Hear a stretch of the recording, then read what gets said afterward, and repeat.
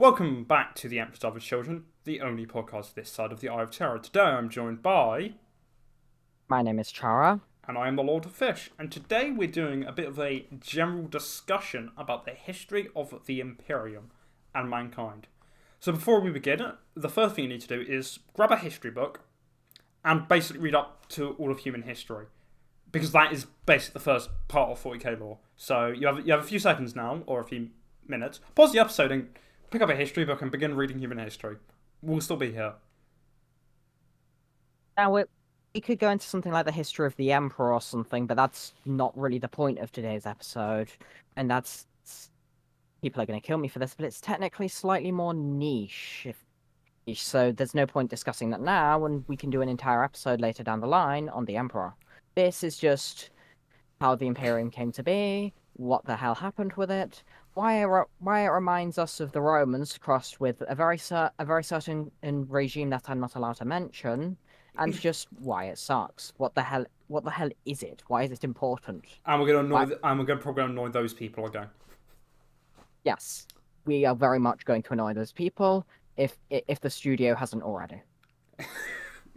No, look, they probably already clicked off. They already saw the first episode, like, oh fuck, the pride flags, trigger. Anyway, Yeah. now you're back from reading human history, and I'm sure you can remember all of it. So, in the beginning, There was light. There was light, yes. We're going to completely skip the form of the universe. We're going to go from the human, so if you're a Xeno player, we are very sorry. The War of Heaven will have its own thing. And the formation of the Chaos Gods will have its own thing.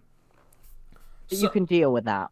Right now, screw you. Shut up. Go sit back down on your lonely corner chair and deal with the facts that we're talking about the Imperium. Yeah. It's our podcast, and we can do whatever the hell we want. Maybe. Within reason. Yeah, within reason, obviously. So, right. What happens is humanity begins to explore the stars. I think they invent the warp drive. Let me think this. I think they do because I can't remember how the Necrons did faster than light. Right, but the Audari kind. Yeah, the Yardari fuck around with the warp pipe.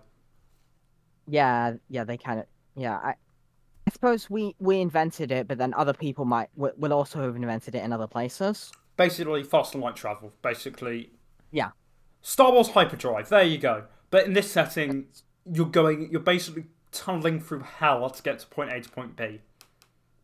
That's pretty much 40k compared to other sci-fi, to be honest. So basically, most sci-fi's like, I go into another dimension to go over here. I make a cute little portal over here. No, in 40k, we tear a hole through literal space hell, and we have to have special shielding so we don't get God knows what by demons. And then we pop out on the other side at some point within the same millennium, hopefully. And by the way, all the ships are crewed with like 1,000 people or something ludicrous, just to keep the ship going. And also, by the way, you have to have your psychers locked down so they don't summon a demon on your ship. Welcome to 40k, son. Welcome to 40k. Have a look around. No, that's an idea for a different time. Basically, humanity begins to exploring pretty standard sci-fi shit. You know, we terraform Mars. Yes. We invent AI called the Men of Iron. Let's hope they don't gain sentience and begin to rebel. Foreshadowing is a narrative device. Exactly. I think So we invent other cool things that kind of look like magic, but they're not because they're science. We also invent the standard template construct, which is basically how we make shit. And Mechanicus, who we'll explain them later, basically covered these things as really holy shit.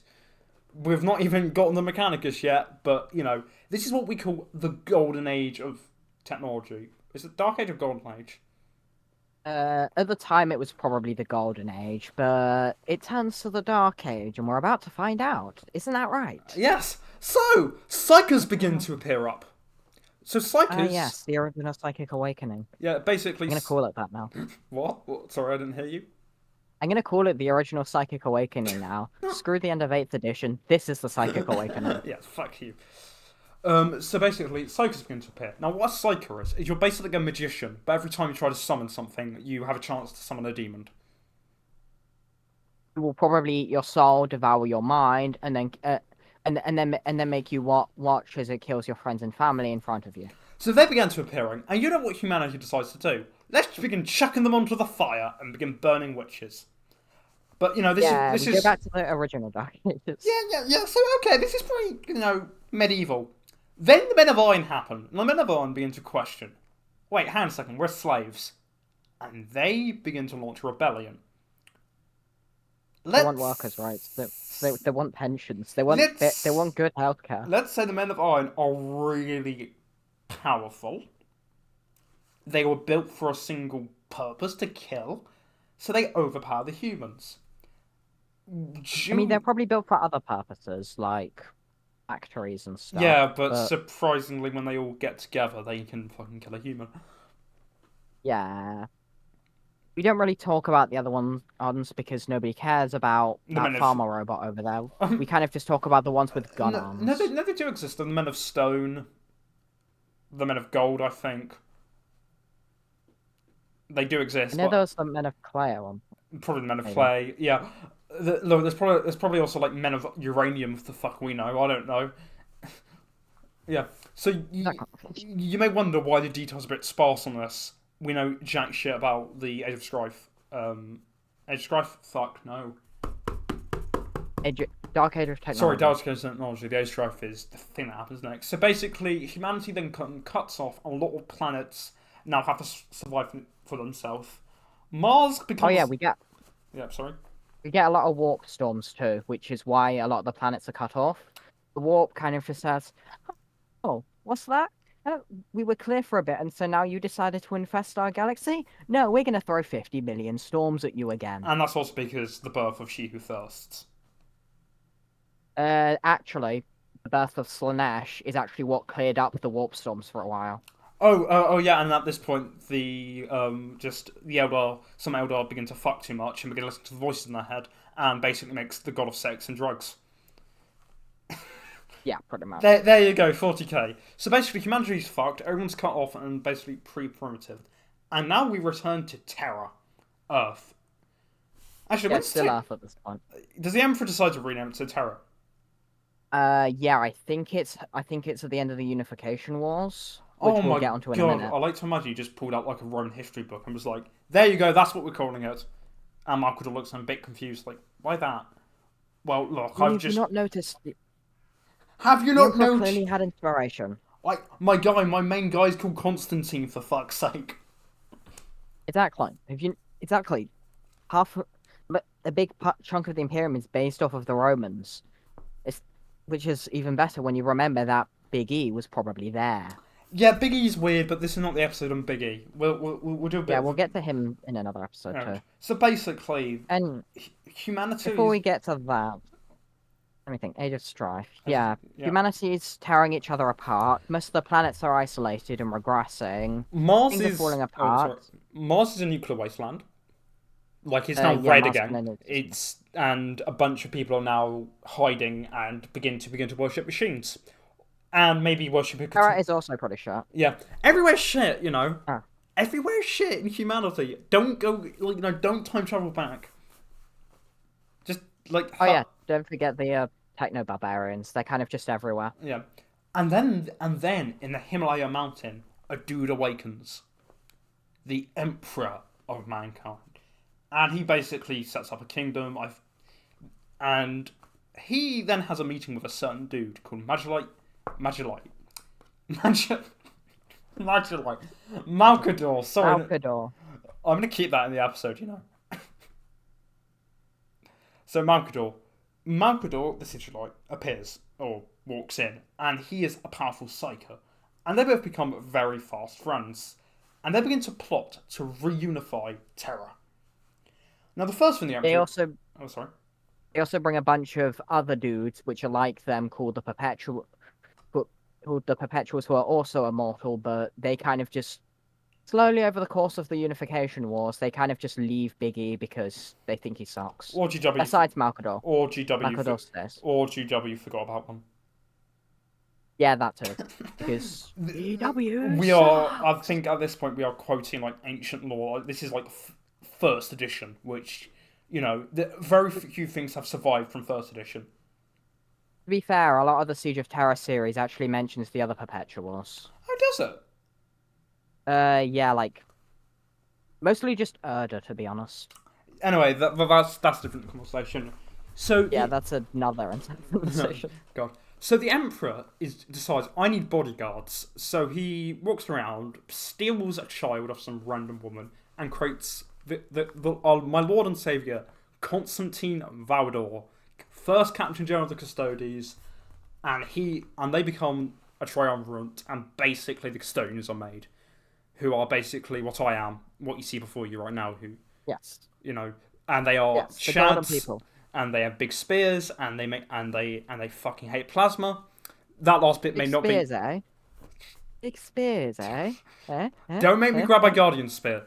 I thought it may be a Of bit course. rusted, but it can still probably hit you over the head. Yeah, but So the Emperor now has like 10,000 beautiful crafted warriors because he's handcrafted these custodians. No, the armor's he's hand. playing God. He's basically playing God, and he's like, we need common foot soldiers. So he creates the Thunder Warriors. I'm Yes, with sure. them. I'm sure they will be around in the current setting. Yes, totally. I'm totally a Thunder Warrior, aren't I?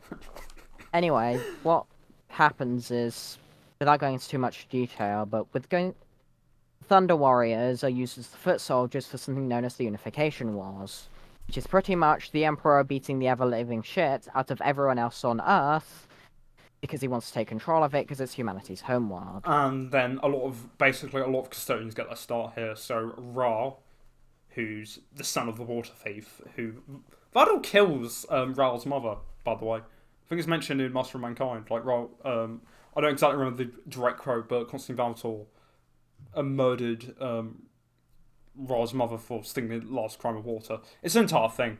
If you don't know who Ra is, he will get an episode. God. Yeah, he is. He's an absolute. He's an absolute legend, and everyone loves him. And if you don't love him, then you can. You need to read Custodial Law because Custodial Law is funny, and I may be biased because I play Custodes. Yeah, but I don't play Custodes, and I'm still agreeing with you. Anyway, so he now creates a few. I think does he create legions? I think they're literally called Uh, legions. the Space Marine Legions. No, the Thunder Warrior legions. I think Uh, they are literally led by Primarchs. I think there are Thunder uh, Warrior Primarchs. yeah, I think they were legions. But anyway, the Primarchs of the Thunder Warriors were just the generals of each legion, pretty much. And then But they notice a problem. In one battle, they begin to become a bit berserk, and they go a bit cuckoo. and they realise, hang on a second, we need some better warriors. So off the Emperor goes back down. So He wait, no, he kills doesn't. a few more. Yeah, probably back. And he turns to Malkador one night and says, "I want sons, Malkador." Yes. Malkador looks And very confused, and, th- and and then 9 months later, Malkador gives birth. don't. Yeah, who am I kidding? Who am I kidding? It'd be the Emperor who gave birth. Yeah. Look, anyway, don't look. The Emperor's a very weird character with gender, and we will mention that later, maybe. Yes. When we do an episode about the Emperor, I am going to rub this in your face. I am going to rub this in like the But assholes' faces. I am going to make a point of it. I'm going to bring it up repeatedly. so the Emperor then doesn't give birth. Well, 20 Primarchs are then manufactured. Yes. Due to the machinations of Erda, who is one of the Perpetuals, as I mentioned earlier, so she's immortal. She helped create the Primarchs, and she was like a fancy scientist. Due to the machinations of Erda and someone called Amer Astart, Primarchs pretty much get thrown into the warp and get scattered around the galaxy. Apart from our forest, is also the Palace Coup, but that's a story for a different time. Actually, Alpharis does get flung around. He just gets flung around very close. Yeah, our forest is weird. Yeah. Point is, demigod super soldiers go everywhere. And It's the like Emperor's like, oh fuck. So with the remaining G material crates to Space Marines. which are kind of like better Thunder Warriors, but they're also a lot worse. They're a lot Um, more stable, both mentally and genetically. Sorry, a lot more But they're stable. This is when I would, bring in the Death Company to introduce themselves from the Blood yeah, Angels. but yeah, but that was partly intentional and partly due to the gene connection between Space Marine and their Primarch. Yes, who will, don't be worried. Each Primarch is going to have, well, yeah, all 20 Primarchs are going to have an episode, aren't they? There are still 20 Primarchs, aren't there? Ah, yeah. There have Yes, always I been think 20 I had a plan Primarchs. What are you talking thing. about? There's always been 20 Primarchs. Yes, there's always been 20 Primarchs. Don't. Anyway, so Anyway, Emperor don't. creates the Space Marine Yeah. Legions, and with the first Space Marine Legions, and he finishes conquering Terra, and he beats the ever living shit out of the Thunder Warriors, which is Um. actually a little bit. Yeah. They kind of go up this mountain. They're promised retirement. They all horribly die. I think it's where the Dark Angels are first deployed. Actually, their first mission is. Yeah, yeah, that seems about right because the Dark Angels are the first Legion, Mhm. but most of the legions saw at least a little bit of action in the Unification Yeah. Wars. Again, lore's very sparse at this point because GW are cowards and won't release a board game and won't release a tabletop game of this setting. Exactly. So apparently, I have to do it myself because apparently I'm the resident rules writer of the two. You're doing I don't that. even know why. You're doing that, and you're publishing that at some point. Yeah, I will eventually. I've just got to write other things. I'm trying to write my own Dungeons and Dragons like game system. I'm trying to write a card game. I've got to write rules for Big 40K, Yeah, which is yeah, better than a yeah. new Apocalypse. I've got to write rules for so Yeah, many yeah, yeah, yeah, things. yes, yeah. Please leave a like for for Chara's sanity. Yes, or what's left of it anyway. Yeah. Yes, So, there's a reason my namesake is a genocidal child. the Space There's a Marines, reason. so the Space Marines have just well, some Thunderers survive, but we're not going to get into them. There, a few of them survive and do shit and get hunted down later. But now the Emperor has a few legions without commanders, so off the Emperor goes to conquer the galaxy. This is Thus cool. begins the Great Crusade. That's been the Great Crusade, I was going to say. Off to go to find the Primarchs.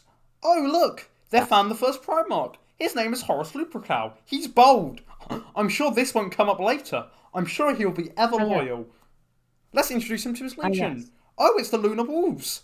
I'm sure they won't get rebranded. Yeah, I'm sure they'll be perfectly fine, and none of the greatest characters will get killed in slightly unceremonious ways. I'm sure they'll all be fine. So, Everything's fine, right? so Right. off the Great Crusade goes. They purge some Xenos, find the Primarchs. And then at this point, two of the Primarchs just disappear from records. We don't know what happened. Let's say they no longer exist. So forget the 20 Primarchs. There are now only 18. Yeah. One other thing, because apparently this wasn't even more convoluted, the Primarch of the 20th Legion, for some reason, decided that he didn't want to be an only child. Would have been an only child anyway, but he wanted a twin, so he split into two. Because apparently mitosis is a thing. Yeah, pretty much. But then when they meet, they kind of decide that they want to pretend to be one person. There are 19 Primarchs, but everyone thinks there are only 18. Yeah, and two of them are disappeared and have joined different legions. Basically, the Emperor has a gay old time conquering the galaxy. Now, the Emperor arrives on a world, and what's the world's name where the Emperor fucking goes off and does the Webway project? Uh, can't actually remember. There's a world where the Emperor kind of saves Horus from an orc with the Custodes. Oh, Yeah, that the Ulanor Crusade. Ulanor, basically, yeah, Horus' greatest victory. yeah, and basically the Ulanor Crusade happens. And the Emperor's like, I'm bored now. I'm going back to Terra to fuck around the Webway. He doesn't tell this to his sons. He doesn't tell anything to his sons. The Emperor's a bad father. Yeah, yeah. The Emperor's kind of a prick. Also, it's kind of Although I so. would like to say Yeah, on the so, topic of the Ulanor Crusades, because they're actually kind of interesting. It's pretty much Horus and a bunch of other legions, but mostly Horus beating the ever-living daylights out of a massive orc empire. And it's also where Horus is declared War Master, And which is a also, big fancy title. where the Legion is basically renamed from the Lunar Wolves, the Sons of Horus. This will come up very. Uh, yeah, the Emperor suggests that, but Horus doesn't officially rename them until a bit later. Yeah, but this is going to come up very important when we eventually cover the Horus Heresy. Oh, spoiler alert! What do you mean Horus Heresy? Oh, There's yeah. no Horus Heresy. There's only the fucking Great Crusade. Part 2, Electric Boogaloo, the Isfan. exactly. So we got. Van drop site celebration. Oh god, Isfan mentioned. 10 off your bingo card if you know anything about 40k lore. God, Isfan. I've heard actually Isfan's not. So just tourism advice. Don't go to Isfan 3. Not a very nice place this time of year. Nah, it gets hot and humid and Gassy. pain and suffering. Yeah, don't Yeah, go there if you're a psycho. Even worse, you hear the screams of the damned. But I'm not a psycho. Are you a psycho? Hopefully you're not. Moving on. Anyway, so Right. Horus is declared War Master. The Emperor decides to go into a hidey hole back to Terra. Oh yeah, he renamed Earth to Terra because The Emperor's a Roma Boo. yeah, he kind of has a thing for the Roman Empire. Has the Emperor done the Council of Nicaea yet? I I think I think that happens around this time as well. There's I think it might be right. Basically, yeah, it's just before Ulana, I think, because he wasn't hiding in Terra. yeah, I think. yeah, because he's there. Is basically halfway through the Emperor, and basically there's this guy called Magnus the Red, who did He's one of the Emperor's sons. yeah, who will probably mention more detail in the dedicated Horus Heresy episodes. Yes. We're gonna have to summarize. How many books are there in the Horus Heresy series? 50 in the Heresy series, about maybe 10, 11 in the Siege series. We're gonna summarize, and not to mention the Primarchs books. we're gonna try to summarize that into 3 episodes for your enjoyment. Yeah. Horus Heresy coming soon. Oh yes. No, Although, can we just appreciate that Magnus the Red is rad, so his title is the Red. Can we just appreciate how they didn't continue that naming scheme for certain other Primarchs?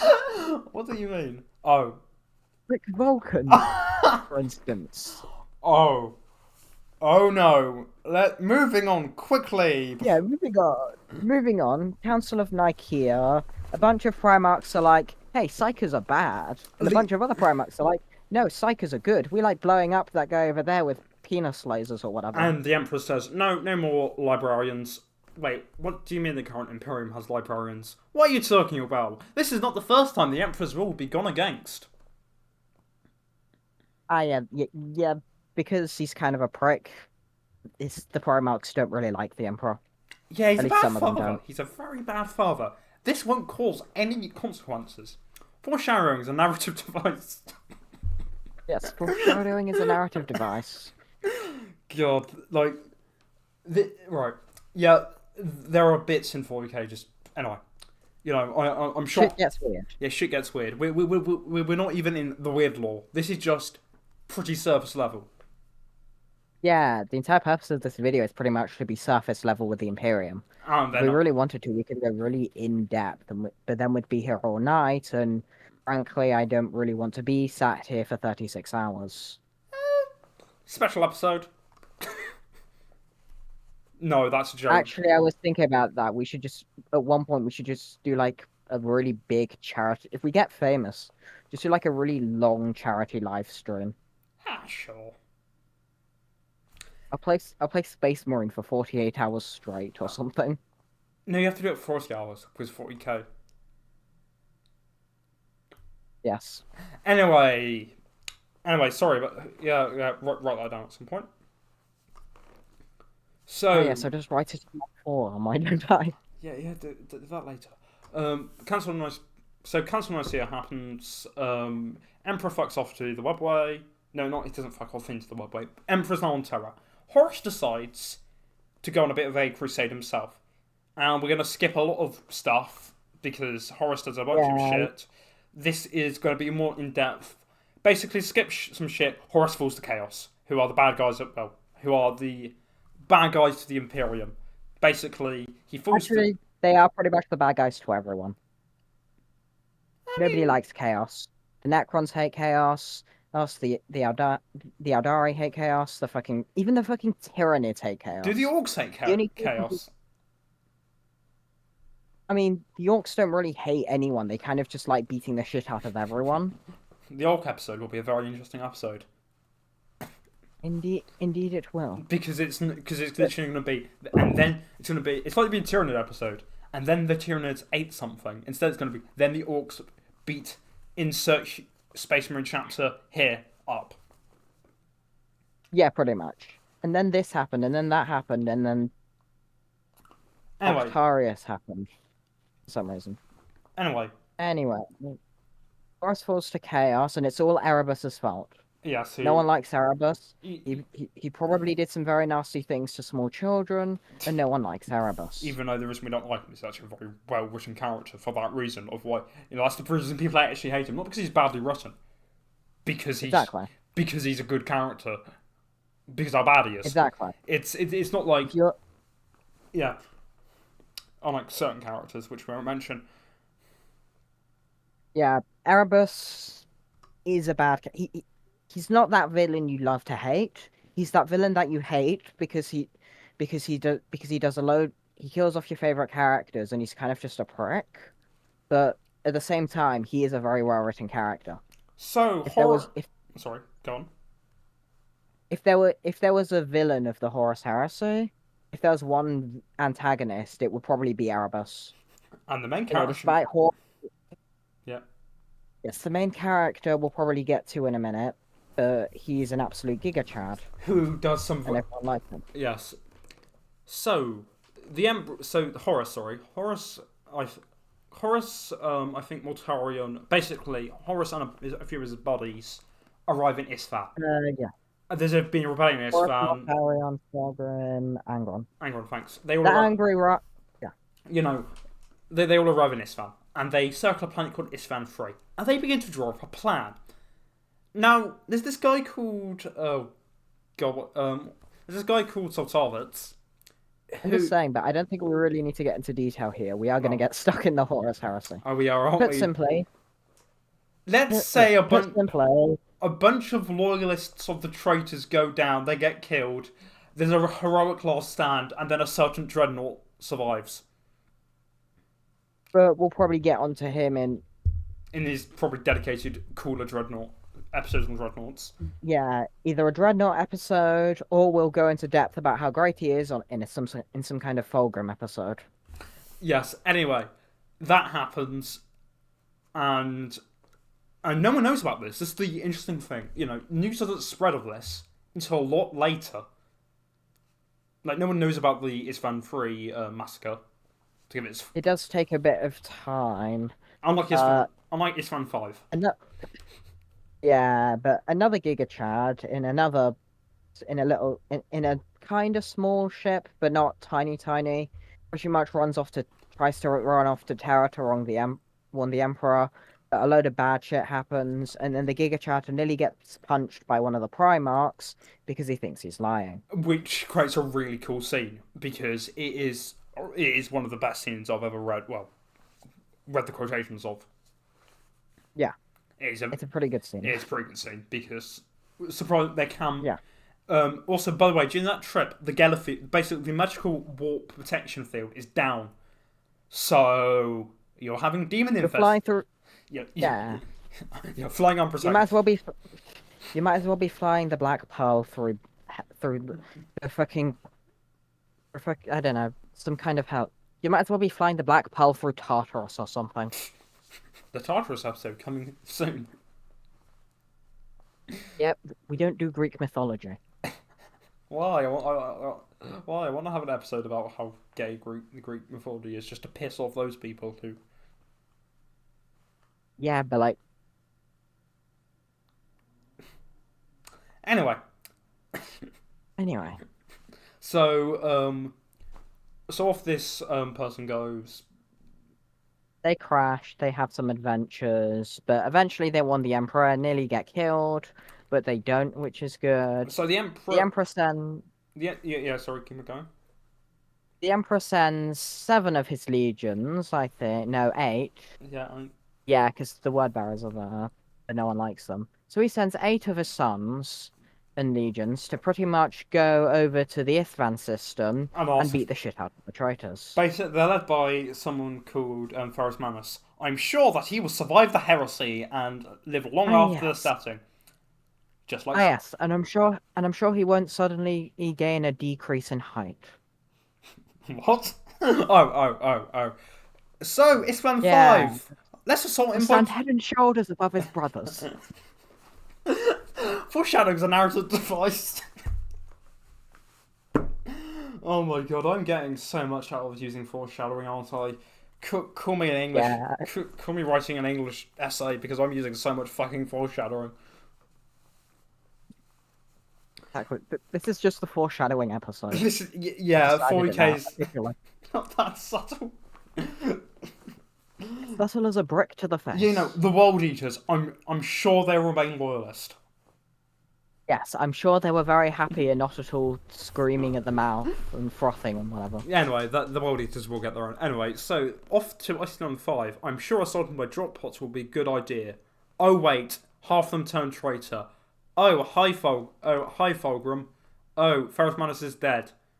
Oh shit. Yeah. No, Oh, wait, it's only 7. They do only send 7 legions because there are only 3 loyalist legions. oh yeah. So basically, you've got these 3 loyal legions who are trapped between the 4 legions they were going to kill and the 4 legions who they thought were allies, but have suddenly started firing on them. And these Most of them legions die. are completely fucking decimated. Like, they are gone at this point. And Yeah, there's not much left. all their Primarchs either are well one of them is dead and the two just disappear, I think. And Aris is dead. He gets a head shorter. Vulcan technically by the penis dies, blade. but He dies to the yeah, penis blade. yeah, by the dick blade. Well, Vulcan dies, but Vulcan is immortal like the Perpetuals from earlier, so he kind of just comes back later. And Corvus Corax manages to escape because he has more than 3 brain cells. so basically that happens. This and off they Kicks off a civil war. yeah, basically the Horus Heresy happens, and to make a cut long story short, it's Space Marine on Space Marine action, where basically if you play Horus Heresy, there's only 2 factions you can collect. You can collect basically the 2 factions you can 4. 4. What's the 4th one? Technically 5 actually. You can play Custodes, you can play Space Marines, Mechanicus, Demons, and Solar Auxilia. Yeah, okay, 4. Yeah, basically Space Marines. If you like Space Marines, play the Horus Heresy. Basically, Space Marine on Space Marine action for the basically. Yes. But the legions fight each other. Primarchs kill each. And cut long story Yeah. short, we arrive back in Terra. Terra is now under Yeah. siege by Horus. Now, Yeah, and the person carrying the siege, and I know the Imperial Fist fans will hate me for this, but the big person on the traitor's side who hasn't devolved into some oh, sort of chaos, oh, like oh, some sort of chaos, some sort of half mindless chaos, slightly deranged thing, is Pataraba.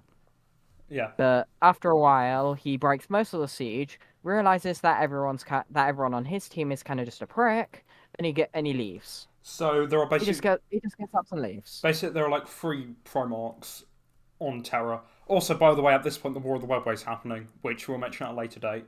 And Magnus did very fuck up in the War of the Webway. Yeah, Magnus, he fucked up. That we'll mention the War of the Webway when we do the Horus Heresy, because I can talk a lot about the War of the Webway because I know Yes, because it's a very cool thing because it's the first time the Emperor shows his true form. yes. The War on Anyway, the Webway and the Siege of Terror is pretty much the only thing the custodians do for most of the heresy. yes, and then they get very we're spoiling the setting, aren't They we? get their press. Yes, I wonder why that could Yeah. be. Foreshadowing was a narrative. Oh my god. This is the fourth time this episode. Come on. As I've said Keep to it in you, your helmet. sometimes 40k can be subtle. Sometimes it can't be. Like we all Yes. knew how the heresy was going to end since we've read the first book. Horison, was going to make up with the Emperor and begin singing Kumbaya around around the moon. So no, I mean it would be kind of funny. So basically, there are like three Primarchs. You got Sanguinius. I'm sure he will survive into the current day, and I'm sure his legion won't get very pissed at him. Well, we'll get very pissed every time you mention his death. You got the one that everyone forgets about, Jagatai Khan, and then Rogue Dawn. To summarise Rogue Dawn in one word is fortify this position. It's basically Rogue Dawn. It's a phrase, not a word. I suppose I'm quoting he does a lot of TTS. fisting. Laugh. Okay, I don't know.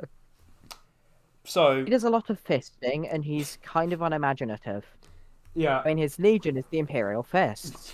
His name translates to Regal Fist. He has a he literally one of his main things is literally just a masochism glove. He has a lot of hand-fist symbology. I'm sure. And his favourite position is being fisted in the ass. I'm sure the 40k writing team fucking pat themselves on the back when they wrote that. Like, I'm really sure Yes. about Rick Priestley and whoever the fuck wrote whoever wrote the Imperial Fists in Rogue Trader really pat themselves on the back. Yes, I'm sure. Yes, I'm sure they sat. I'm sure they sat around and played Limp Bizkit for their good work. I like to imagine like they just walk in and say, "Right, lads, I have a great idea.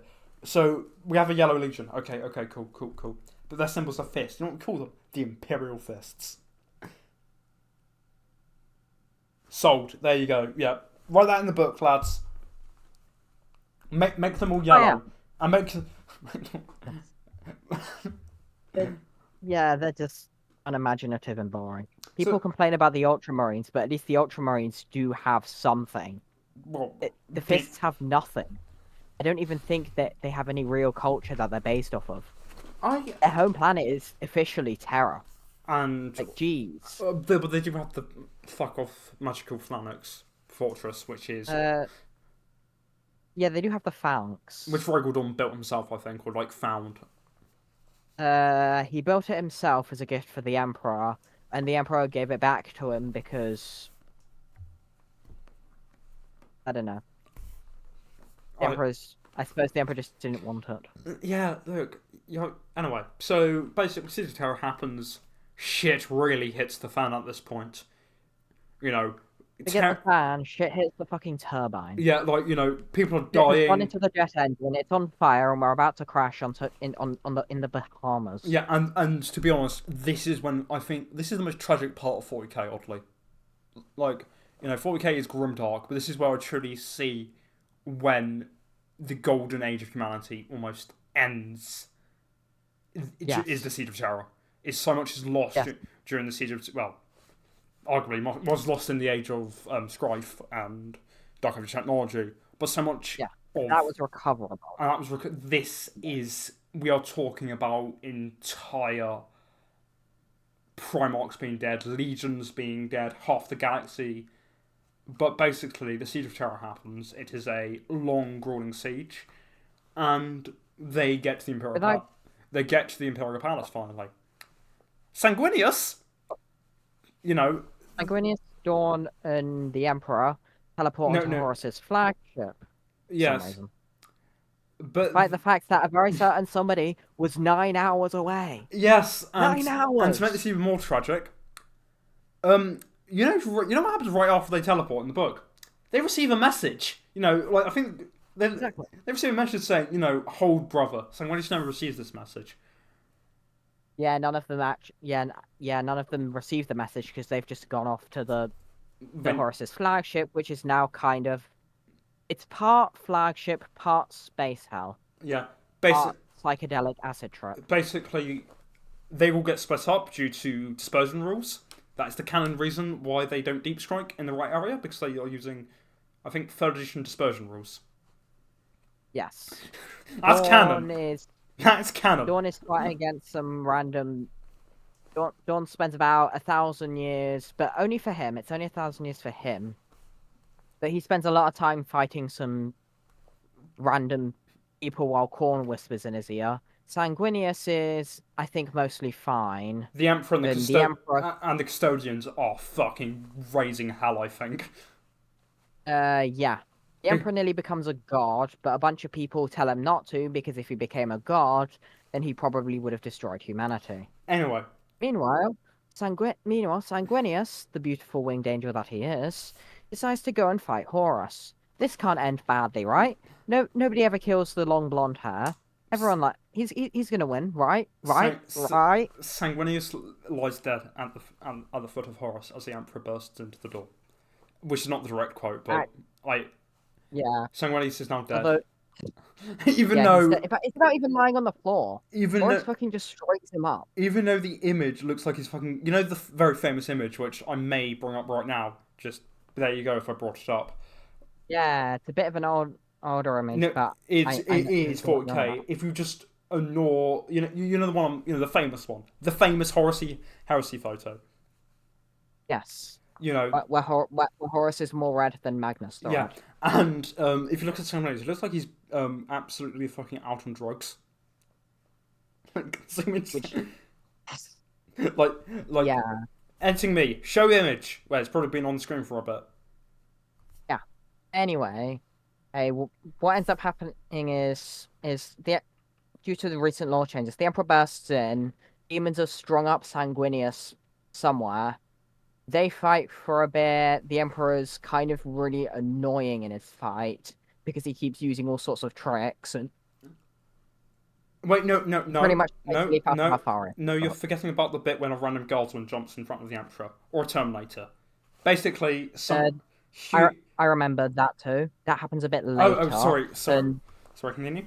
Because there were different law changes, is they fixed it in recent law too. So they fight for a bit, but eventually Horus beats up the Emperor. First, a custodian takes a blow for the Emperor. Then a space marine, Loken, comes over and wait. Someone called Gallianus also dies, pretty much. Who then becomes a hero of the Imperial Guard, who are... Anyway, that we'll mention Pontius Pilus later. Yeah. But basically, Governor basically turns to Horus and says... Basically, Governor Locon was originally one of Horus's legion's sons. Yes, he was the original 10th captain of the Lunar Wolves. And does his own... He's not very happy with pretty much the main character. He's not very happy after Isfahan 3. We'll get into that later. Basically, he does something. Does he die? Does he die at this point? Loken? No, Governor Loken. No, he doesn't die yet, but Horus is right now kind of juiced up on chaos powers. But Horus thinks that he can just use chaos as a tool. So pretty much Loken convinces him to get rid of his powers. Horus does so. Emperor gets revived with a bit of magic from John frigging Grammaticus. Oh fuck, you mentioned him. Oh god. Yes. Hazard warning. John Grammaticus has been mentioned. Yeah, so... Sorry, it's a 40K. I'll go get the anti-Reddit book. Yeah, please do. Anyway, so the Emperor pretty much is about... He gets one last power boost. There's other reasons why. But he pretty much kills Horus, and Horus at this point has realized that he's fucked up badly. So I can't remember exactly what he says, but I'm pretty sure he apologizes. The Emperor says that he forgives him, basically kills Horus, and then nearly dies but isn't dead. He's kind of stuck between being dead and not dead. Sorry, not dead. He's sitting on the fucking golden throne, my guy. I don't think he's doing anything. Yeah, but he's technically not dead. Okay. Perpetual, remember? If he's dead, he would come back. Yeah, but in all seriousness, the Emperor's dead. Dawn then bursts in. Mostly. And then Dawn says... He's kind of being used as a psychic battery. Dawn bursts in at this point. Oh, by the way, Malcador died. Malcador's dead by this point. Like, Malcador dies during the Siege of Chara at some point. We won't get into that. But Malcador's dead. The Emperor's dead. Valdor doesn't know what to do with himself. I think Valdor just goes off and disappears. And Just pop Yeah. and becomes yeah. So the original and Dawn breaks in at this point, sees Sanguinius dead, and sees the Emperor dead, and decides to plug him into the Golden Throne. Thus, I think someone else mentions that at one point. I think we might have got a little bit of us. I think I might have gotten a bit of the specifics mixed up. To be entirely honest, we don't really need the specifics. yeah, this is Point is, that happens. The Emperor gets put onto a golden throne and becomes a massive psychic battery. humanity's And now we push, have the Scouring. where basically a few Primarchs go around to kill off the rest of the legions. Oh look, there's this Yeah, person. most of the traitor legion. Most of the traitor legions are running off to this very special warp storm known as the Eye of Terror. No, it's not a storm, it's a rift. It's a very special warp rift known as the Eye of Terror, while the Alpha Legion are running off to Ultramar because God knows why. And Gilliman decides to meet with his and the Gilliman's here. Oh look, Gilliman's Yes, no. Hi, penis snake Fulgrim. Oh, bye, Gilliman. Wait, we forgot something. What did we forget? The Codex. Oh, forgot the Codex. fuck! Sorry, right. Gilliman at this point decides that the problem is you can't to stop horrors happening again, and because the Emperor, because they've lost so much, he decides to write the Codex Astarte, which basically says how to Astarte. You know, divides them into chapters, and Yeah, basically does a bunch chapter. of. We'll probably do an episode about Space Marine Organization and why the Codex is actually really interesting tactically, and Put simply, a chapter is about 1,000 normal Space Marines plus some special ones. It's completely self-sufficient, and most of them don't have Primarchs. And the idea is that they can go off and do their own thing, and the Primarch. So that way, if the leader of a legion gets corrupted, it's not a legion. It's just 1,000 Marines, which can then be put down by a lot easier. Dawn hates this, by the way, and decides to write a protocol where he can combine all because part of it is breaking up the legions. They form into succession chapters. So Yes. and Dawn absolutely hates his sons being broken off and decides to do the Last Wall protocol, which is basically saying, "Hey, at any time I can combine all my legions into one massive fuck off legion. You can't do anything about it, Gilliman. Goodbye." Gilliman then I think, and then Gilliman gets his throat slit by Fulgrim. no, the penis snake Fulgrim. There's a difference. Yes, Fulgrim has become a penis snake. Although I must mention, about half of the loyalists agree with Gilliman, and the ones that don't agree with the Codex end up coming around because of the implication. I mean, they can say no, but they're not going to because of the implication. So Dawn goes. He then decides to go into. He later becomes a Centurion, but that's not canon. Yeah, although that would be a fun kit bash if I really wanted to buy Centurions, which I don't because I'm broke. Anyway, well, I'm not broke. I need money for other things. So the Imperium at this point has lost all its Primarchs, basically. Yeah, they kind of disappear here over the years. Most of them are gone. Corvus Corax goes into the warp because he's just depressed. Gulliman is in stasis. It's on his home planet. I'm sure the only Primarch. I'm sure he will never awaken, and the Lion goes to sleep. Like. Yeah, the Lion goes to sleep because. No, stop for a second. We're being serious. He just sleeps. He goes to sleep. The Lion is Sleeping Beauty now. He goes to sleep on his home planet. Yes, he goes to sleep on what's left of his home planet. He needs a kiss from a Prince Charming, and the gay jokes are actually particularly appropriate with the Dark Angels because there's a common joke in the community that their headquarters, The Rock, is named after a gay nightclub. Right outside where the GW exactly allegedly. How true that is, we have no idea. But it's a funny story, so it's true then. Exactly. Also, during this point, and Gilliman also says the custodians become really ultra depressed due to the Emperor's death and decide to stay inside the Imperial Palace. And Gilliman says, "By the way, you're no longer to leave the Sol system because fuck you." Yeah, pretty much because I don't know what. Editor restraint. Not even.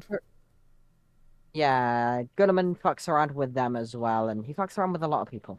Yeah, I don't think it's thinking. Anyway, I mean, it's. I mean, when we anyway, I'll mention my thing about Gilliman later. yeah, the scouring happens, some battles happen. A lot of the Primarchs disappear here. Jaghatai goes chasing into the webway. But not much important happens besides generic sci-fi stuff until our next major event, the War of the Beast. So you know the orcs. You know, they're back, by the way. I mean, they were kind of always there, but like this is where they become relevant again. Yeah. Wait, is this what Gazgol? Margaret Gazgol? No, Gazgul is a lot later. No, sorry. But the orcs center around this leader. I can't remember his name, but he's like a super orc. Is he the beast? He's what the orc. Is he literally called the Yes, beast? he's the beast. Yeah. Yes, There the you go. Imperium call him the beast. Put simply, there's a big battle. It turns out that there are six beasts, and they slowly get killed. I think another beast comes out, like the true beast comes out. He fights Vulcan, who is still alive. They kind of fall into like a reactor together, and Star Wars themselves. something dark side. Yeah, the Emperor Palpatine themselves, elves, and now Vulcan's missing, which means we have no loyalist Primarchs left. I think at this point. Yeah. Is this the point where we mentioned the Imperium goes a bit fucky wucky with religion? Oh yeah, we forgot to put that on the list. Oh yeah, we It's did. the one thing we got. Oh yeah. Anyway, Some point during like a few years after, not being not a few years. I think it was a few hundred years after after, but the basically not too far. basically the Emperor says don't do religion. The Imperium begins to do a religion. There's a massive, almost civil war. Then the custodians for the first time leave the Imperial Palace and like beat some heads in. Yeah, they beat some heads in. There's a lot of things involving daughters of the Emperor and this, that, and the other, and a guy with one of the most evil sounding names ever. We are not going to. Dire. We are not going to now summarize. Sounds like he touches. Dude sounds like that name sounds like someone who would molest a child. Yeah, we're not going to summarize it all because we're not summarizing a fake religious schism. Yeah, but put simply, Doge takes control of a lot of things, including the custodians. But then the custodians realize that he sucks. No wait, Doge takes control of a lot of things. Not Some people eventually realize he sucks, so they beat the shit out of him and kill him. And a few other things happen. And the Imperial cult, which says that the Emperor is a god, becomes an official religion under the ecclesiarchy, who who I'm also kind of suck. yet, and the Emperor is probably at this point just watching like, oh, what the fuck? I said don't do a religion. I said don't use psychers. Then why the fuck is a librarian now? Yeah, but to be fair, most people, library in the Horus Heresy, most people realized, yeah, we're screwed. Most of the loyalists kind of just brought back the librarians because the traitors were summoning demons. Yeah, understandable. They kind of had to. So The lion actually punched someone's head off over it. sounds like Heresy Lion. So Anyway, so we got Age of Apostasy. A few other things happen, and blah blah blah. And then we have Armageddon. so there are three wars of Armageddon. It based on Armageddon is this world, and there's this guy called. There are two main characters of Armageddon. Margaret Thatcher. Sorry, I meant Gazkul Thatcher. Yes, Gazgul Madok Thracker. Yeah, not at all. Actually, holy shit, I pronounced that correcely. I think Better I than pronounced my that correctly for the first time. Holy shit. Anyway, excitement over my tongue not failing me aside, the other guy is Commissar Yarrick, yes, so commissars were then so basically the Imperial Guard had this thing called commissars. They basically Imperial Guard are like human armies, the people who aren't good enough to become Space Marines or do anything else. They're cut and just hand them there's a lot of them. just hand them a really good rifle, which called the las gun. Give them some flak armor and just send them into the problem. I'm sure we can plug up the holes with enough corpses. Here's the thing, though. Las guns are really powerful. That's the A thing. las gun can probably rip off one of my limbs, or like one of most people's limbs, to be honest. Human limbs. But here's the thing: Human limbs. due to the way, yes, Not due to the way 40k, It is.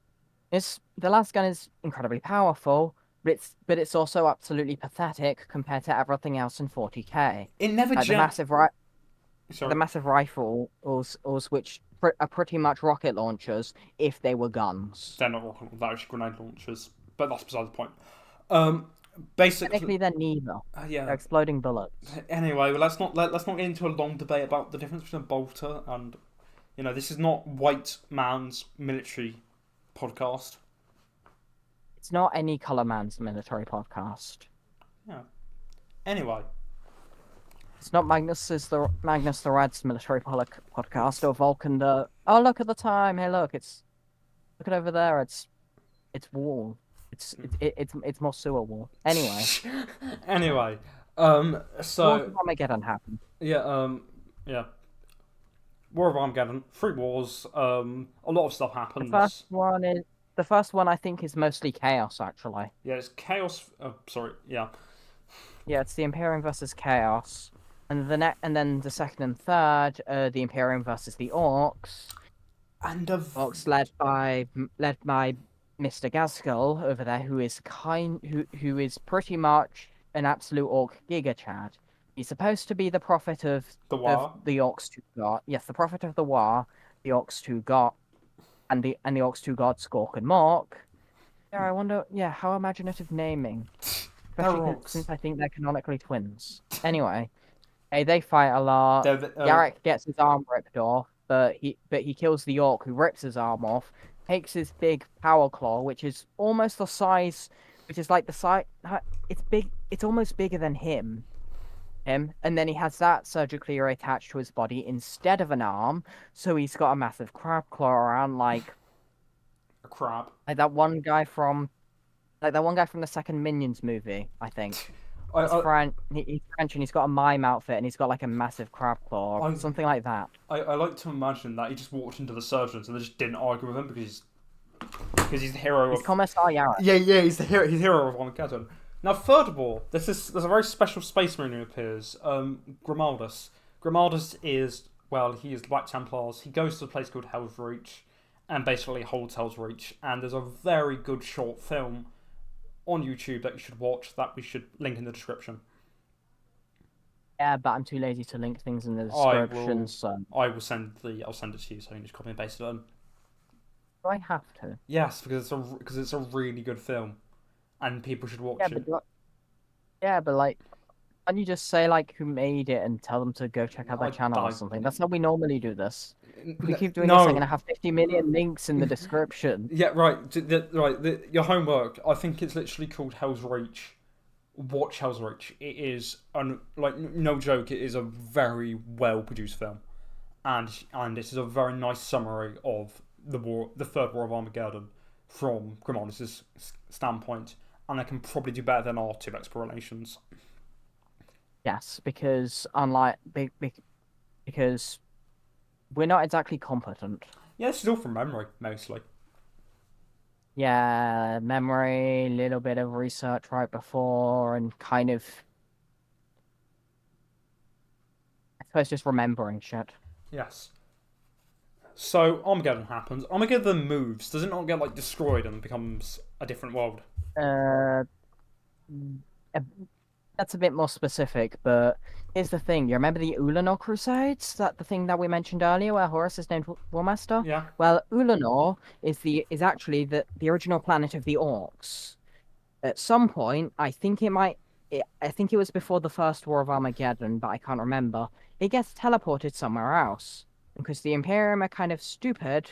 They think it's a new planet and call it Armageddon. Oh yes, because during the Horus Heresy, we got to mention a lot of records get burnt, and Exile was not discovered by the Mechanicus. Yeah, a lot of things get fucked over. It's So pretty much just the Horus Heresy. A lot of things get fucked over. so then Armageddon happened. Well, so after Armageddon, okay, we'll skip a bit more few years. I'm sure there's probably some major events we're skipping that people are screaming at their screens like you forgot. Yeah, The time the Ultramarines, you forgot the time Caedus Sicarius killed a Necron or something. yeah. I'd also like to point out that while the Third War of Armageddon, I think, is officially over, there is still a lot of fighting on Armageddon because a lot of people want it. some reason. Anyway, then the Because Bad it's just Dad, the best force around. and now the Bad Dad War happens. The Bad Up War is pretty much just, it's kind of like a mini Horus Heresy. There's this chapter known as the Astral Claws, who are trying to guard a little warp rift called the Maelstrom. Well, I say little, but it's not really little. They request reinforcements, or help, or pretty much anything. The Lament. And the High Lords of Terror, who currently rule the who at the time ruled the Imperium, look at them, laugh in their face, and say, "No, screw you." So the Astral Claws stop giving some of their gene seed to Terra as taxes, and I'm not explaining what gene seed is now, but they stop giving that so they can have bigger numbers, which is technically not allowed, because if you remember the codex from earlier, you're not allowed to, besides specialist marines, you're not allowed to have more than 1,000 marines, besides, well, command, specialist, and trainees. Yep. So that's a big no-no. And the Imperium is like, yeah, no, screw you. And send some other space marines to beat the shit out of them. A big war happens. The Lamenters and the Mantis warriors side with the Astral Claws. Or some really scary chapters like the space sharks, whose name I can't remember. No, the name I can't pronounce. Do the Minotaurs not also appear at this point? I'm not sure, but I do. That does feel like something the Minotaurs would do. The Minotaurs literally come in and literally, and literally begin to. Yeah. They basically rip up the shit of a certain chapter. Yeah, I think, yeah, they're kind of, yeah, the Minotaurs are kind of just pricks. It seems like the sort of thing they would do. A lot of things happen, and the Astral Claws retreat into the Maelstrom and slowly become a Chaos Warband, renaming themselves the Red Corsairs.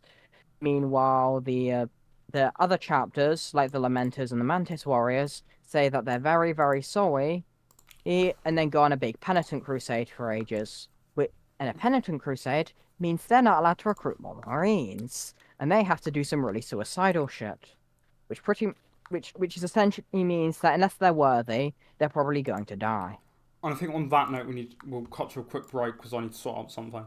So we're going to cut to a quick break, but we'll be back very soon.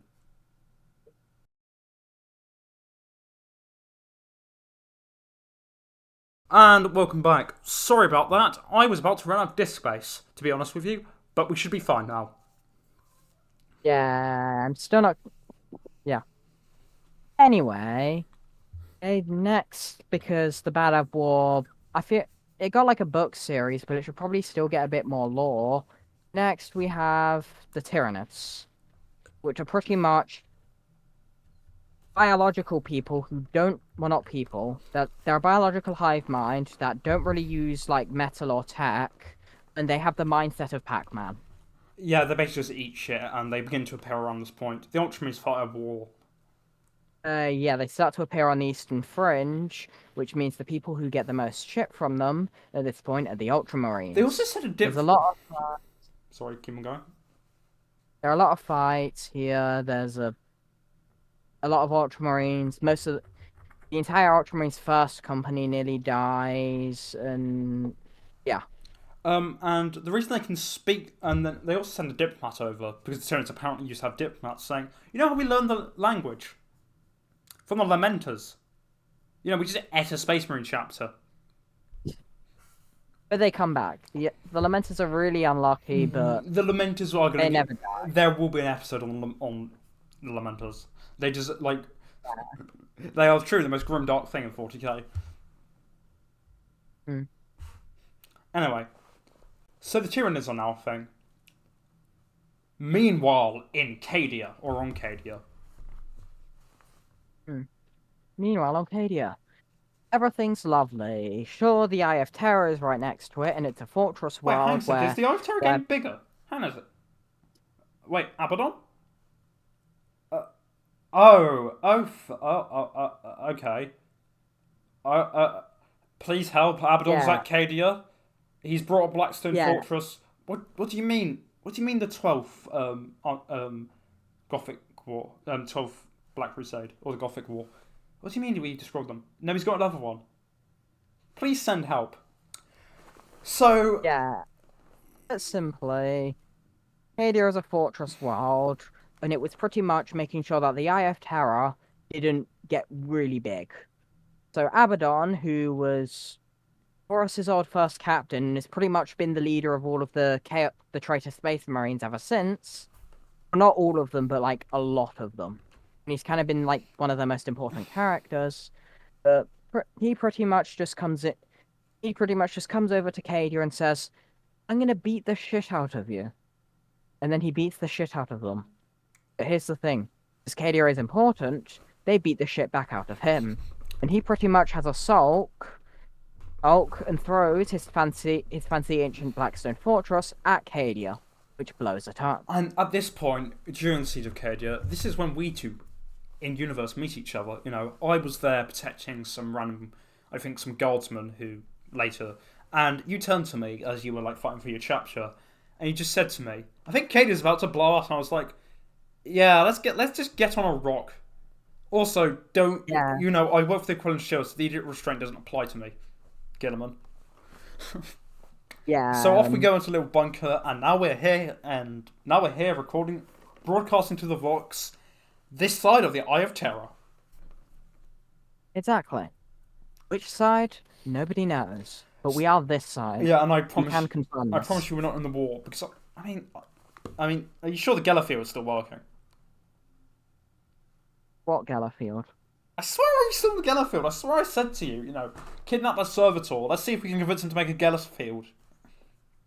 Oh yeah, well I was going to do that, but then I thought it'd be really cool if we had a Nintendo 64 instead, so I made that.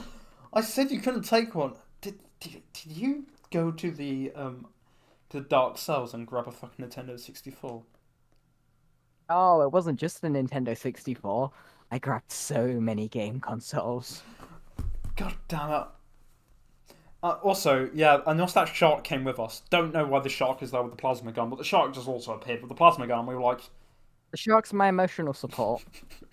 yeah, I'm sure you're chat. Don't diss the shark. Anyway, that's podcast law for you. If you're keeping note, if you ever want to write a timeline, now is your time. I'm sure we will do a special episode about our two in-game characters. Yes. And we'll hire some knockoff John Blanc to do some art as well. Maybe. Yeah. So, yeah, Kedia's no longer a planet. What And was guess it? what? And guess what the Eye of Terror does? It expands. Yeah, but it doesn't just expand to the size of a few systems or a sector. It literally pretty much cuts the galaxy in half. I also just want it to be known that Cadia. So there's this thing in Cadia so there was a few. Basically, everyone's like Cadia. The Necrons are at Cadia. The Eldar know about Cadia. You can also actually fight the battles of Cadia using the third edition, I think fourth edition, sorry, codex called Codex Cadia. Yeah, you can fight a lot of things in Old Edition, Yeah, because like the half, like the because half Eldar Ultramarine. actually very interestingly, so you know how we mentioned the War of Armageddon and Cadia, those were fought on the tabletop. Like the canonical outcomes were fought on the tabletop. Yeah, surprising amount of slightly older but still pretty fairly recent lore was actually fought in some kind of massive event on the tabletop. Or even not a massive event, just two random people having a game because they felt like it. And they all linked it together. It's a very complicated thing. We're not going to mention it. Yeah, with I will go and watch some videos about about Codex Armageddon and Codex Eye of Terror or Cadia. Don't remember its exact name. and I will lie in my bed for a few hours contemplating my depression because everything sucks. And I'll send you those videos. anyway, They're actually really interesting, but that's more for when we're off the podcast and not during the podcast. yeah, and I shouldn't trauma dump again. I did that enough last episode. Shh. Anyway, so I'm sick of it. yeah, as I was Last saying, episode, my mind was the great. pardon. If last episode my mind was the Great Crusade, right now my mind has gone Horus Heresy. Well, everything is shit.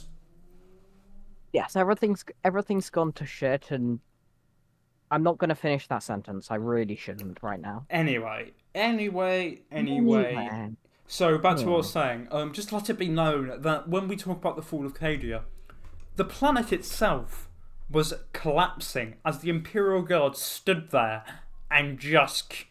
The planet broke before the Guard did, basically. Basically meaning the planet's surface were breaking, but the Guard didn't surrender, they just kept on firing their fucking las guns. I mean, it probably didn't help that most of the transports leaving the planet were already gone, but Yeah, Cadia broke for the Guard did. Let that be known. yeah, and anyone who's a Guard fan will repeat that over and over and over again until you want to punch their stupid Guard face in with your ceramite clad fist. Or laugh when they can't pierce you because I think las guns are D4 piercing if I remember correctly. Not D4. They're they got really like minus. They're really bad at armor penetration. This is a tabletop joke. Please laugh if you play tabletop. To be fair, las guns are really shit on tabletop as well. Yeah, no, not in law anyway. In lore, they are shit, but only because everything else is even more overpowered than them. Good, right. Anyway, so... Oh, the Imperium split in half. Wait. Is that Gilliman? Nothing. Gilliman's back, by the way. Yeah, Gilliman wakes up. Yeah. He's gonna write a book. Does he write a book? No, yeah. he writes a book, and it's called Codex Space Marines. Codex Space Marines. 40k again. Probably. That's right. Buy for £40 from your local retailer. Don't. W might kill me for this, but there are so many better ways. There are so many ways to get the rules for free. Please. And they will update the rules like 2 minutes. I bet you. Like we're gonna make an episode at some point, and they're gonna announce 11th edition just mid-episode. Yeah, probably. Think of it. Wasn't your codex patched within like 4 days? Yeah, the 10th edition codex. Yeah, that's because I mean, look, if you go on eBay, you can buy a lot of what's his name, current Captain General miniature, Trajan Valoris. Yes, you can buy a lot of him because he's no longer as good as he used to be. They really nerfed him. Yeah, some people are just assholes who like to chase the meta. Don't play Meta 40k. Have fun. Play whatever the hell looks cool. Why do you think I play Custodes and collect them? Why do you think I play Custodes? And why do you think if I ever collected Horus Heresy, I would do Lawlist Emperor Children? Exactly. Because why do you think I do? Why do you think I do compliant chapters? I mean, rule-wise, Space Marines as a whole aren't in a good place right now. And that's partly because there's no reason to play Codex compliant. The four main Divergent chapters have everything they have and more. So every time they do something good, it gets nerfed to the ground. Usually by nerfing Codex compliant chapters too. Yeah, just don't worry about that. That's tabletop. So Gilliman's back now, and he doesn't like the Imperium at all. He's like, you created a religion? Oh, the Emperor never said that. Wait. Hey, maybe my model should be Gilliman, considering we're both really depressed. I can't follow you a Gilliman model. And I promise it wouldn't fit in the chair. You're a custodian. These models are not to scale. Have you not noticed? Also, I like us being helmeted, because it doesn't reveal who we actually are. And also, it helps me because due to the flag over there. Which I'm now pointing to. You know, the flag, which... Yes. Still there, by the way, people. Yeah, fight me. Fight us. Fight us. I have Guardians. I have a Guardian Spear. What do you have? Sainsbury's Garage. Pump 8. There'll be a van there. Meet us in that van. We will fight you. For legal reasons, this is a joke. We do not condone violence and kidnapping. It wouldn't be kidnapping though. There'd be voluntarily getting in. Right. Field. Right. Legal reasons. We are joking. Please don't get into dodgy white vans. Yeah, don't get into dodgy white vans. Just don't be an idiot. I was literally about to say something like it wouldn't be a white van, but the only van I have access to is literally a white van. And that's a story for a different time. Yeah. So I can't drive. Oh, God damn it. What were we saying? So Gilliman's back, really now depressed. He turns to Custodes and says, "By the way, the Edict Restraint is no more. You can now march." Funnily enough, the Custodes don't. The entire reason the Custodians are loyal is to the Empress because he's the Imperial Regent. They would betray him still. If the Emperor comes back, they'd be like, "Oh yeah, bye Gilliman, we're serving the Emperor again." They're just vaguely loyal to him. They still only answer to the God Emperor. Mm. Pretty much. So Gilliman's. They respect Gilliman because he's shown his loyalty, and he's shown that he's a pretty decent person. But they won't, but they won't take his every word, and they will still listen to the Emperor, who speaks to them sometimes. In their dreams.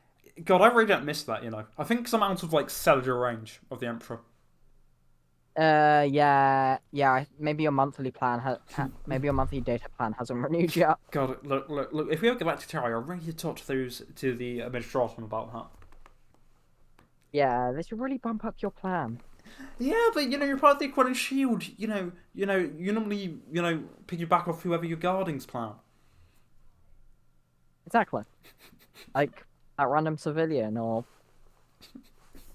some random captain of some random chapter who has to kill an orc at some point, which some random scribes in the said, Dave over there, he's very important.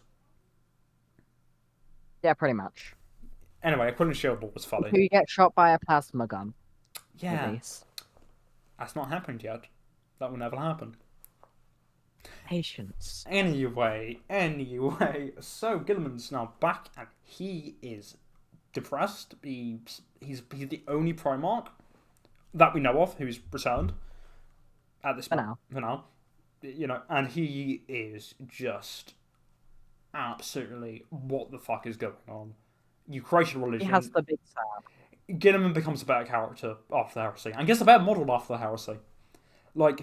Yeah. I won't show you an image of, because I can't be bothered to get an image of Gilliman's heresy model. Go onto the GW website or just Google Gilliman's 30k model, and then Google his 40k model, the one you can currently buy. The 30k model is shit. Yeah. The 40k model is cool. Yes. Funnily enough, Gilliman is kind of the opposite of the Ultramarines in that way. He's lame. He's kind of boring in 30k, but really cool in 40k. Whilst the Ultramarines are a lot cooler in 30k. Yep. So Gilliman's back, and he does some stuff. He's depressed. He tries to reorganize the Imperium. Oh, is that Mortarion? Oh, they're gonna fight each other. He does reorganize the Imperium. Does he actually? I'm pretty sure he threatens a lot of people over it. Yeah. At this point, he just isn't having their bullshit. He's no. Yeah, he gets mad at people. He yells at some random people for saying that I actually met the God Emperor. He does a lot of stuff. And Gilliman, and he has a new friend, Belisarius Cruel, who says, "You know what? We're making a new Space Marines. We are interfering with the Emperor's work." Yeah, but here's the thing. Gilliman had actually asked them to do this shortly before he was, pretty much made useless for the next 10,000 years by a penis snake. GW forgot that he existed. Yeah, pretty much. So, look, right, general rule in 40k, if something doesn't happen, it's because the writers forgot they existed. Yeah, either that or the writer left GW. Yeah, there's still a lot of, plot holes from the Heresy, I'm sure, They fixed a few of them with the Siege of Terra series, but I think some of them are still there. Yeah. So, basically, the Imperium, we reorganise the Imperium, the Plague War then happens, the Emperor, Gilliman, in a very ill state, speaks to the Emperor, who basically, the Emperor's an absolute dick at this point, and calls him not even a son. It's when he's absolutely on Matorian's plague. The Emperor then burns down Noble's garden. I think we're getting it mixed up. Gilliman talks to the Emperor when he first gets back to Chara from his home planet. They have a conversation, and a load of Cornite demons invade. The Battle of Lion Gates happen, where the Custodians do something for the first time for a bit. Yes, they stop oiling each other up and having hot bisexual orgies in the jacuzzi. Anyway, Yes, and yeah, basically, again, you can't see my search history. Anyway. note to So self, that note to self, happens. ask Inquisition for mind wipe of the Space Marines, of the Assault Marine sitting next to me. My head doesn't want to turn. And okay, note that down on the list. Good. Anyway, Anyway, so Guilliman and Belisarius Corul have Space Marines, but better, pretty much. And they give them to all of the chapters. but me, Meanwhile, bowl. Guilliman goes. Uh, Guilliman goes back to Guilliman goes back to his homeworld, fights the Death Guard and Mortarion, who Insults him. don't smell great. Yeah. Yeah, there's. Yeah, they insult each other. Guilliman nearly dies, but then he gets pretty much possessed by the Emperor for a bit, who beats the shit out of Mortarion, But and also permanently burns Nurgle's garden for some reason. Because, apparently, because apparently a heavily overweight god of plague isn't allowed to enjoy his flowers. meanwhile, on a planet called Baal, there's this guy called Dante. Then gets like fucking invaded. There's basically the Blood Angels, Sanguinius. Yeah, Dante. Yeah, Dante, who is the other member of the Depression Club. Yeah, Dante's entire thing is he just really wants to die. Just like Bearing in mind, it's like at this point, it's like 1,500 years old or something. Yeah. He's generally considered to be the oldest living space marine who hasn't who's still completely loyal and not corrupted by chaos and isn't a dreadnought. yes, because Baal the Full-Handed, who has not been stolen by the Blood Ravens yet. Yet. I'm saying if TW wants to make if they really want to make Dawn of War 4 and make it good, that has to be canon. Let's think of it. The campaign can literally just be Trazen versus the Blood Ravens trying to steal Bjorn. We're already getting Necron game in Mechanicus 2. Yes, but we need more Necron games. Yeah, we really do, because otherwise, it's we need more like Xeno games actually, where it's not just Imperium. Like, I know that we're human, but I want a game. The Necrons are cool. I think the Tyranids could be a cool game. Eldar could be anyway. How would not be a cool game though? That's how suck. Yeah, I mean, they get a bit of hate. Like, I kind of like some of the stuff they do, but I don't like the fact that they try to be the good guys of 40k, but in the end, if you look deep into their lore, then they are also kind of just pricks like everyone else in the setting. I think it's just bad writing by GW deciding not to have a decently good faction. It makes sense in a way. It's the idea of grey morality, which I like. But... I just don't like how they're kind of just arrogant pricks about it. Yeah, they're also not space communists. They're also not space communists, because it's nowhere mentioned in any Tau codex that a Tau begins to read the works of the human known as Karl Marx and begins to preach about the permanent revolution. So screw you, common internet. Exactly. Despite that internet meme, funnily enough, the communist weebs of the setting are probably actually the Aldari.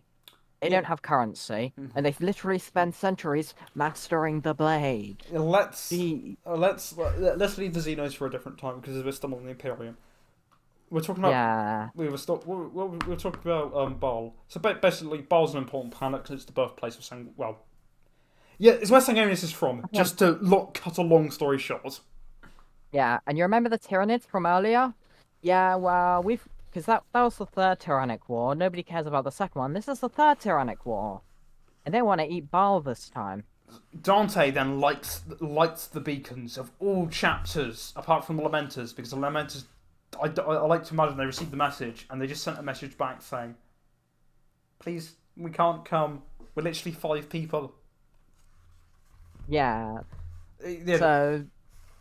Blood Angels come and Blood Angel successors come over and anyone who basically when the Codex when the Legion was broke apart, anyone who has that kind of Sanguinius gene seed. And Baal is a bit of a depressing thing because a lot of people get eaten, a lot of succession chapters get destroyed, Dante gets a vision from Sanguinius, who says, "You need to fight." Gilliman then Yeah, he's arrives. literally about. Yeah, Dante's literally about. Can we just focus on this a second? Dante, the guy who just really wants to die, is about to die, and then his Gene father, who's supposed to be dead, literally just comes back in a vision and says, "Yeah, you can't die. you can't die yet. You must stay determined." And then, I don't know, free all the monsters from the barrier. No, wait, that's a different game. You must fight Tyranids. Dante finally, after a lot of blood, literally tears, and a lot of death companies being expended into the Tyranids, finally clears Baal and meets Gilliman, who basically promotes him on the spot. And that is, I don't know, not sure what Dante's doing right now. Probably screaming over the new Sanguinian Guard models. Yeah, they're good. The way I see it, if I were designing them, I would have kept them the way they are now, but then included like an extra sprue of just all sorts of really cool details. Yeah, just anyway, that's for the probably new list of worst models you can buy currently. Yeah, I mean, I still feel like worst is harsh. Uh, I'm not sure out of the Space Marine range because we are not doing it. I mean, this is for a future episode, which we are doing at some point, Yes, which will be the we'll worst do- models yes, that you can buy of each faction. yes, and you're going to have to do a lot of editing work for that one I because you're will. going to have to put the images of each of our choices for each faction, I and I will. almost feel sorry for you. We're going to write a script for Not. that, by the way. Just future us. We're writing a script for that, so I know when to edit shit in.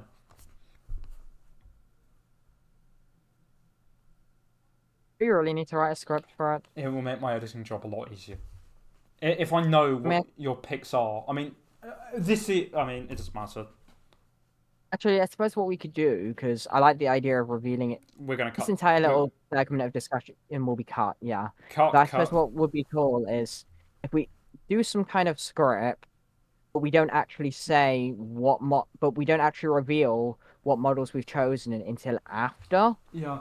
So we'll just leave blank spaces, so we're still kind of surprising each other. Yeah, but it'll just help me when it just help me. Yeah, Anyway. we'll still write some basic script though. Anyway. So, we were talking. Yeah, so future episode about worst models you can buy coming soon. Yes. And I can think of a few that I'm already going to put on there. There's one which we both think we're picking for the Imperial Guard. Yeah, I think we know. We won't reveal it because I think we're both on the same wavelength, and we won't reveal it for people who don't know. Guess in the comments below if you guess in the comments what is the worst Imperial Guard model you can buy. Yes, I'd like, yeah, guess in the comments. Guess in the comments, and I don't know. I don't know. To the people who comment, your comment will be pinned at the top because we have nothing else to do. Maybe not pinned, but we'll probably give you like a heart and a pat on the head, and we'll probably reply, to be honest. Yeah. Anyway, so Gilliman's... At least one of us will. Yeah, depending who's ever on the channel. Anyway, Gilliman's back. Well, no, sorry. Yeah. Gilliman's back. So Baal so everything's pretty fine. Gilliman's still very depressed. Then, on the planet, the lion gets up from his long sleep and he gets kissed by someone. Yeah, he gets kissed by Prince someone. Charming finally comes. Wakes up in a forest, does not know what's going on, but just rips and tears. He basically becomes the Doom guy and basically rolls up to the Dark Angels. I'm not sure, and says, "Hi, I'm back, by the way. Let's do some shit." And hunts the Fallen, which is a conversation for a different time about the Dark Angels. Doesn't he meet the? He meets the Blood Angels first. Oh yes, he does. He does a lot more. He does. Yeah, he meets the Blood Angels. He also meets Dante, who is very confused why he's wearing the face of Sanguinius. But this is a conversation for another time. Yeah, and Dante's just like, you know that the Imperium is still here, and your sons are still around, and he's like, and Guilliman is alive, and like 50 other things, and the lion's just like, really? The old man in the weird forest dimension that might just be in my head never told me that. He just told me not. He just told me that that I didn't. I can't go into this building until I buy the DLC. Also, at this point, pre this in the forest dimension, the line receives a lot of visions from the different Primarchs insulting him and stuff. Which, to be honest, is kind of valid. That Heresy Lion is kind of a prick. Anyway, so the line's back. Have they met each other again in the line yet? No, it's kind of one of the biggest. Currently, it's one of the biggest events that we're waiting for. And we are currently in the modern day of 40k, where we are Well, now. there's a bit more. Sorry, keep going. There's a bit more. The lion's reintroduced to his sons because, well, he keeps collecting the fallen who are redeemable, like fucking Pokemon cards or Infinity Stones. And then he goes and fights this big demon called Vashtor, who's teamed up with Abaddon. They do some shit. They technically win because Vashtor gets the key and he's trying to find the lock and do some shit. A lot of shit happens there. The lion comes back. Faith bashes Aragon. No, not Aragon. Faith bashes Angron with the Emperor's shield. And for the record, each of the returned loyal Primarchs so far currently have one of the Emperor's gear. Guilliman has the Emperor's sword. The lion has a shield. And I guarantee you, at least one Primarch is going to get the Emperor's high heels.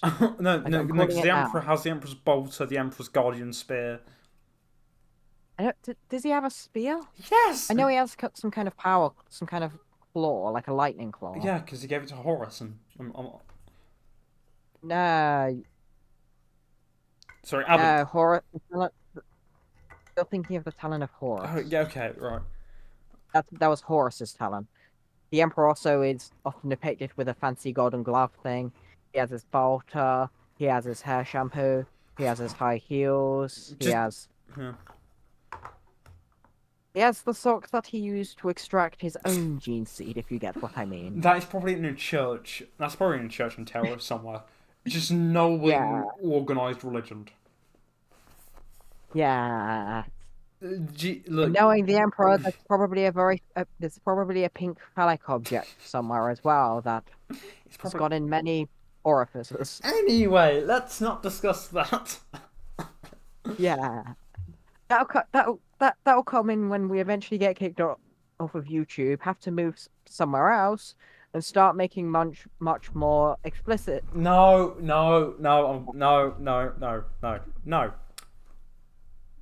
I'm calling it now for the record. We're gonna get kicked off of YouTube eventually, and then we're gonna have to make podcasts on somewhere else. I'm not sure. Anyway, so in the current back to the current setting, the Imperium is still fucked. Guilliman is still not as fucked, but slightly.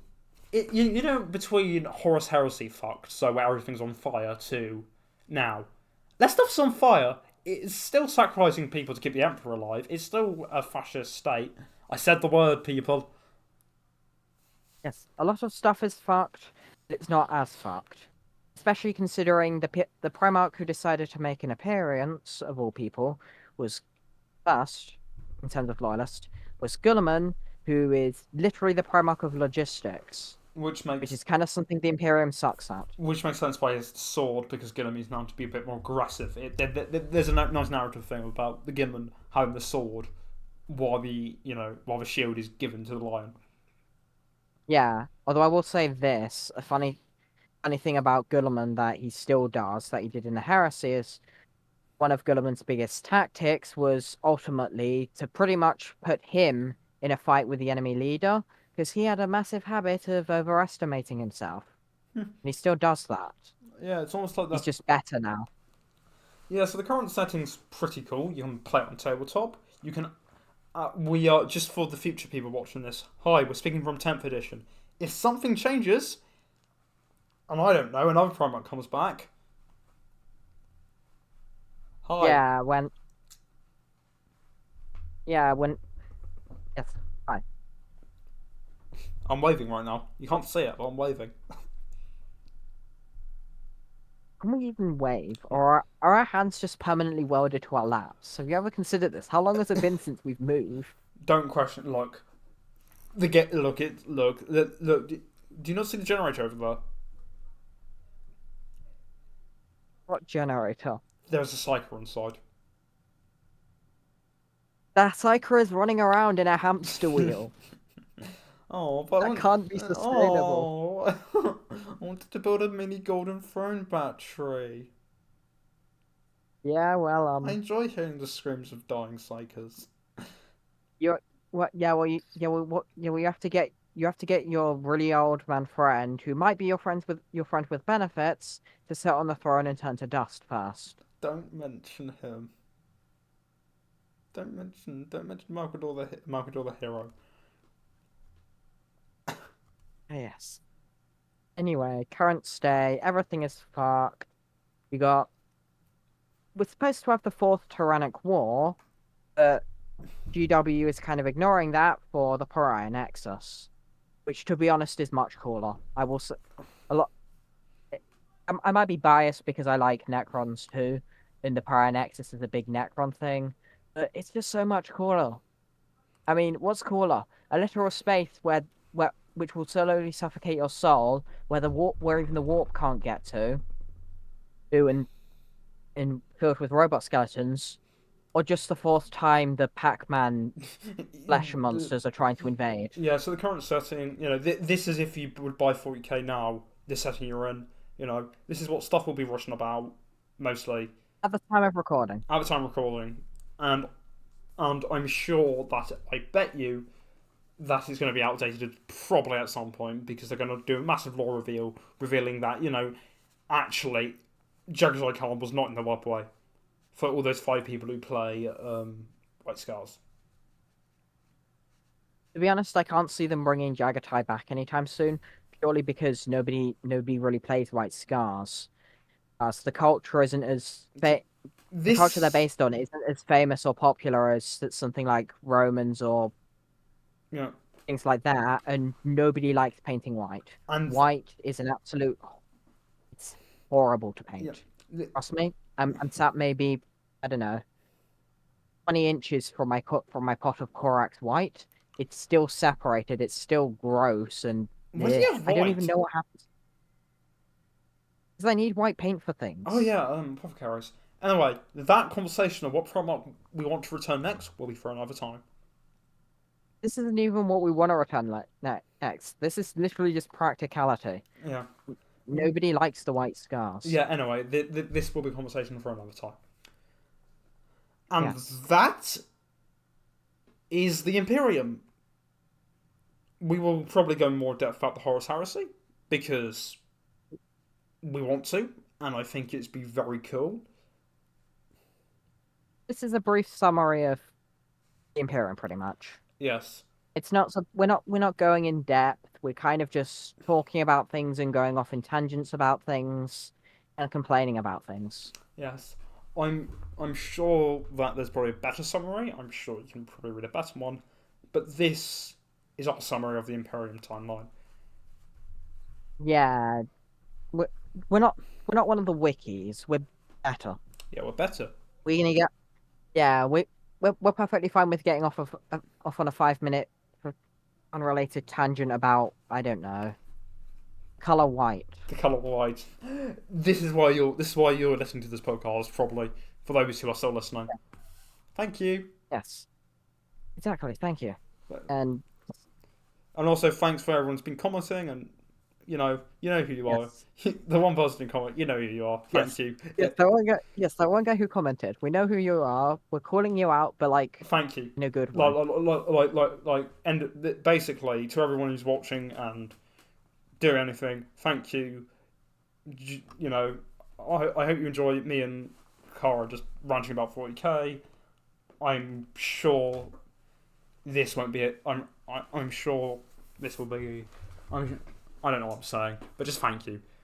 And I think I'm sure my future employer will never drag this up when I'm in my 30s trying to get a serious job.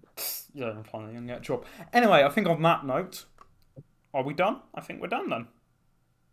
Yeah, I'd say so. Thanks for watching The Emperor's Other Children. I have been your host, Lord of Fish, and with me has been...